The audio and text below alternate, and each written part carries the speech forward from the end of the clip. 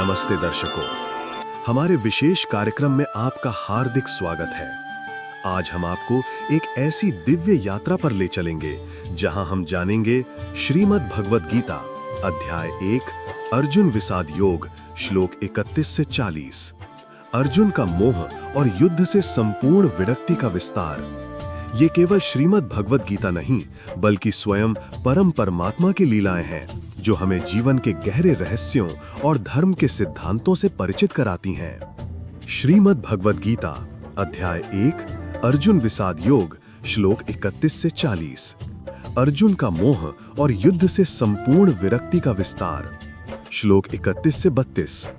न च श्रेयोनुपश्यामि हत्वा स्वजनमाहवे न कांक्षे विजयम कृष्ण न च राज्यम सुखानि च किम नो राज्येन गोविंद किम भोगैर्जीवितेन वा येषामर्थे कांक्षितम नो राज्यम भोगाः सुखानि च।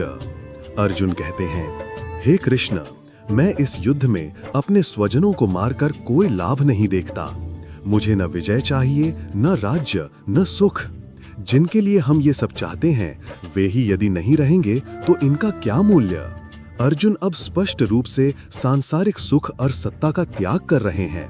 यह त्याग मोह से जन्मा है, लेकिन गहराई में यह धर्म संकट है। अर्जुन की आंखों में करुणा। श्री कृष्ण के सामने शांत किंतु उद्वेलित मुद्रा में बैठा हुआ अर्जुन, पृष्ठभूमि में युद्ध की गूंज। श्लोक 33 से 34। त एमेव स्थिता युद्धे प्राणांस त्यक्त्वा धनानि च आचार्याः पितरः पुत्रास्तथैव च पितामहाः मातुलाः श्वशुराः पौत्राः शालाः संबंधिनस्तथा। अर्जुन कहते हैं, यहाँ युद्ध भूमि में हमारे गुरुजन, पिता, पुत्र, पितामह, मामा, ससुर, पोते, साले और अन्य संबंधी खड़े हैं। ये सब अपने प्राण और संपत्ति त्याग कर युद्ध को तैयार हैं। युद्ध अब केवल कर्म का विषय नहीं रह गया, यह भावनाओं और रिश्तों का गहरा जाल बन गया है। अर्जुन उन्हीं संबंधों में उलझे हुए हैं। सेना में खड़े भीष्म, द्रोण, कर्ण और अन्य परिजन, उनके चेहरे पर गंभीरता और अर्जुन की दृष्टि में करुणा। श्लोक 35।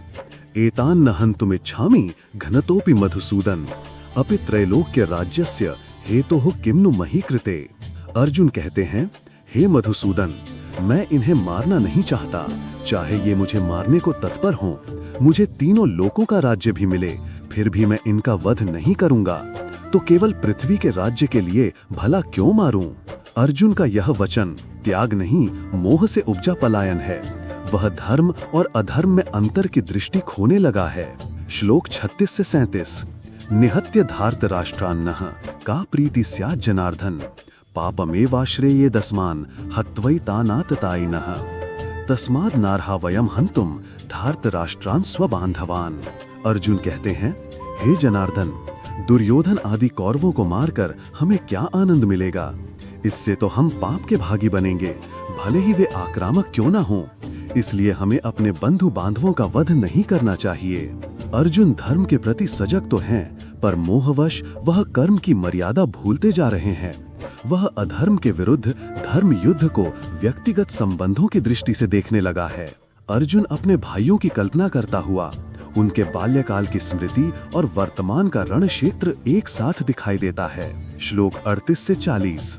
स्वजनम ही कथम हत्वा सुखिन स्याम माधव यद्यति एते न पश्यन्ति लोभोपहत चेतसः कुलक्षयी कृतं दोषम मित्रद्रोहे च पातकम कथम न ज्ञेयमस्माभिः पापादस्मान् निवृत्तितुम्। अर्जुन कहते हैं, हे माधव, अपने स्वजनों को मारकर हम सुखी कैसे रह सकते हैं? भले ही ये लोभवश अंधे हो गए हों और कुल विनाश के दोष को न समझें, परंतु हमें तो उसका ज्ञान है। हमें पाप से बचना चाहिए।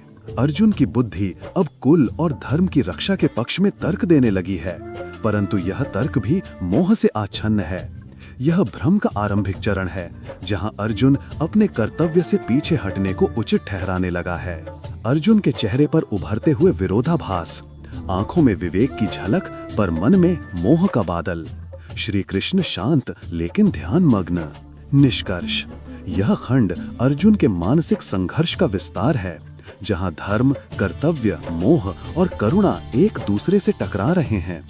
अर्जुन का यह द्वंद्व हमारी भीतरी युद्ध भूमि का प्रतीक है, जहां हमें अपनों और आदर्शों के बीच चुनाव करना होता है। अगली कड़ी में हम देखेंगे अर्जुन किस प्रकार अपने कर्तव्यों से पूरी तरह विमुख हो जाते हैं और कृष्ण के सामने आत्मसमर्पण करते हैं।